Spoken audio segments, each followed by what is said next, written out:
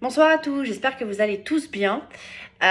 Cette vidéo va s'adresser aux deux, aux femmes et aux hommes, puisque concrètement, on est toujours bien évidemment dans la préservation des ovocytes, certes, mais aussi pour le coup de la fertilité. On va vraiment parler de la fertilité en soi. Mais dans cette vidéo, je voudrais principalement aborder le tout début, la base de pourquoi on irait aujourd'hui préserver sa fertilité, ou surtout, au-delà de l'envie, bien entendu, au-delà de la peur, au-delà du contrôle, au-delà de tout ce qu'on veut, au-delà de l'âge, mais surtout, qu'est-ce qui nous amènerait aujourd'hui à se dire, ok, j'ai plus le temps, là, il faut vraiment y penser. C'est, mesdames et messieurs d'ailleurs, un bilan de fertilité. Alors, le bilan de fertilité se prescrit pour nous, mesdames, par notre gynécologue, bien entendu. Pour vous, messieurs, vous pouvez tout à fait le demander à votre médecin habituel, puisque vous n'avez pas forcément l'habitude, vous, de vous faire contrôler votre pénis aussi bien que nous, par le frottis, clairement. Nous, on les voit tous les ans, à minima, vous, c'est pas le cas. Donc, évidemment, par un médecin généraliste, ça posera, à mon avis, pas de souci. Qu'est-ce qu'on contrôle dans le bilan de fertilité? Pour nous, mesdames, on contrôle toutes les hormones féminines, y compris la réserve ovarienne qu'on appelle l'AMH. Mais l'AMH ne se lit pas toute seule, elle va se lire aussi avec d'autres hormones en fait qui peuvent évidemment jouer. C'est pas parce que vous avez par exemple une très grosse réserve ovarienne que si les autres hormones ne fonctionnent pas, j'ai envie de vous dire entre guillemets, la recette ne va pas fonctionner comme il le faudrait. Bon, donc tout ça, ça se lit ensemble. C'est un ensemble, mais il faut vraiment, voilà, c'est vraiment le tout début. C'est faire un bilan de fertilité. Or, mesdames, malheureusement, il faut quand même l'avouer, messieurs, c'est pire. Parce qu'on parlera beaucoup plus de l'infertilité féminine que de l'infertilité masculine, ne serait-ce que pour respecter vos égos. Parce qu'en général, vous le prenez beaucoup moins bien que nous. Mais malheureusement, vous, messieurs, on pourrait vous proposer un spermogramme, sauf que c'est pareil, on ne vous le propose pas. Et nous, c'est pire. Nous, on nous met devant le fait accompli à 40 ans en nous disant voilà, salut, t'es infertile, dommage, ta date limite de consommation est arrivée, bisous, bonne journée, sinon ça fera 100 euros. Carte vitale, chèque ou espèce? Super.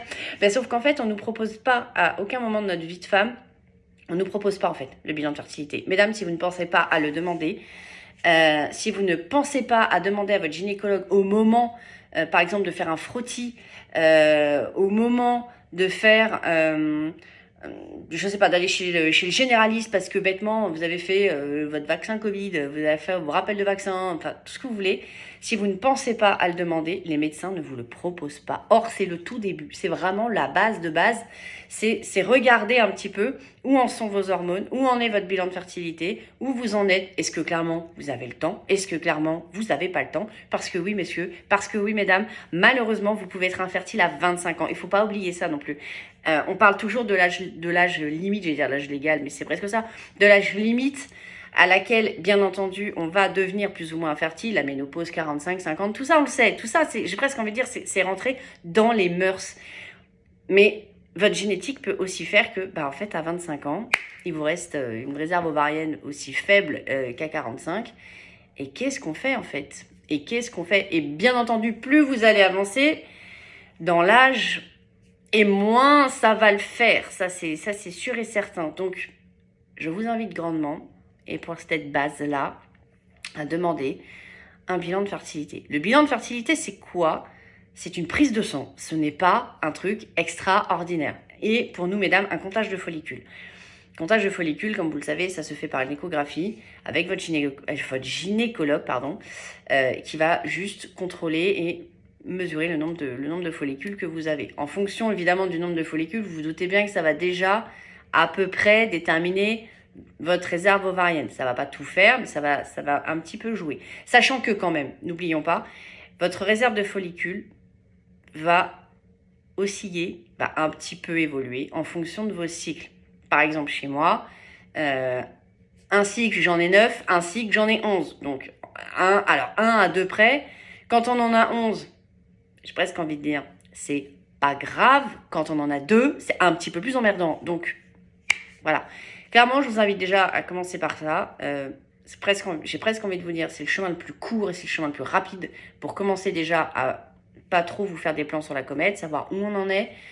Et surtout, à ce moment-là, vous pourrez en parler librement avec votre gynécologue et ou avec votre médecin.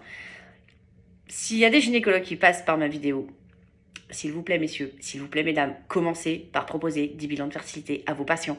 À aucun moment de ma vie de femme, on m'en a proposé. J'ai dû aller me renseigner sur Google, et vous le savez aussi bien que moi, il y a à boire et à manger, pour pouvoir ne serait-ce que me dire comment je fais aujourd'hui pour savoir si je suis fertile ou non. Voilà. Je vous souhaite une très bonne soirée. Je vous fais de gros bisous. Et je vous dis à bientôt pour une prochaine vidéo.